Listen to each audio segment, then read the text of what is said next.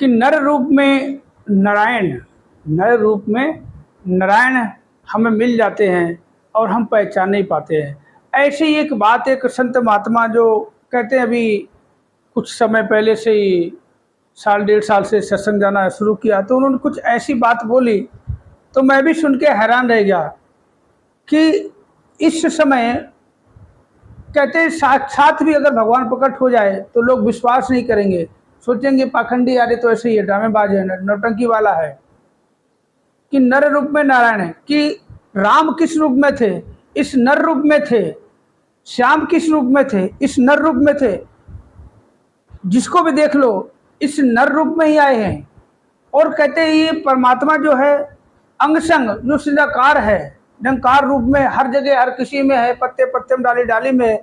इसी से सब जन्मा है, इसी से राम प्रकट हुए हैं, इसी से श्याम प्रकट हुए हैं, इसी से शंकर प्रकट हुए, इसी से विष्णु प्रकट हुए और सब इसी में ही।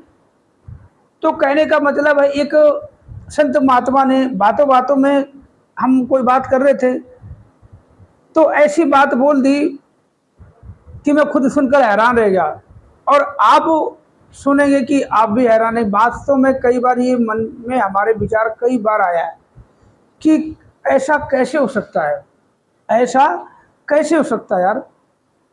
हम लोग थोड़ा सा 8 घंटे काम करने के बाद थकान महसूस करते हैं, 5 घंटे करने के बाद थकान महसूस करते, थोड़ा भारी काम कर ले बहुत शरीर दर्द कर रहा, ये हो रहा। तो ऐसी बात बोली, मैं भी यार हैरान रह गया कि वास्तव में मैंने बोला कि यार तुम कह तो बात सही रहे हो। बोला कि एक बात बताओ, हम लोग सत्संग जाते हैं, हफ्ते में 2 या 3 दिन जाते हैं। कई बार ऐसा अवसर आता कि हमें रोज़ ही सत्संग करने का मौका मिलता है, काफ़ी समय ऐसा बीत जाता है कि महीने में 1 या 2 सत्संग। कई बार ऐसा समय आता है कि महीने बीत जाते हैं, सत्संग करने का अवसर ही प्राप्त नहीं होता। मगर एक बात बताओ, माता जी आज उनका यहाँ सत्संग है तो कल वहाँ इतना माता जी थकते नहीं है कभी। तो मैं एक पल शौक में चला गया। मैं यार ये बात तो सत्संग में अक्सर हमें बताई जाती है कि हम शरीर को अगर देखेंगे तो माता जी हैं।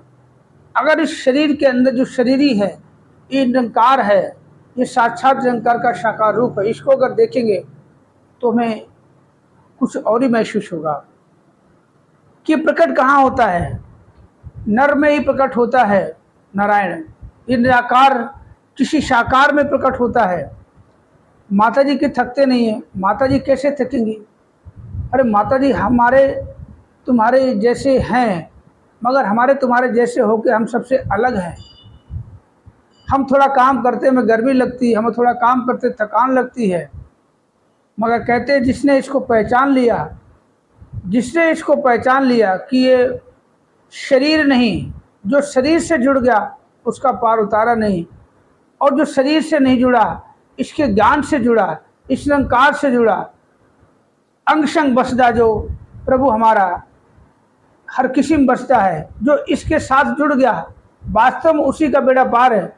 और जो शरीर से जुड़ गया उसका कुछ कल्याण कोई करने वाला है ही नहीं। तो ऐसी बात बोल दी यार, बात तो मैं खुद हैरान रह गया कि यार मैंने बोला एक बात बताओ, वो सदगुरु है, कहते निराकार साकार एक ही है। निराकार का साकार रूप होता है सदगुरु। और सदगुरु अगर थक जाएंगे कि दुनिया का मालिक अगर थकान महसूस करेगा तो दुनिया कैसे चलेगी, सब कुछ डामाडोल हो जाएगा। इस धरती पे हम रह रहे, धरती जो घूम रही है, चारों तरफ घूम रही है, सब कुछ दे रही है, ये धरती क्या क्या होगा अगर दुनिया का मालिक ही को ही थकान महसूस होने लगे। ये बिन पग चले सुने बिनु काना, तो ये बिना पैरों को चल के हमारा काम कैसे करता है, साकार रूप में प्रकट होता है।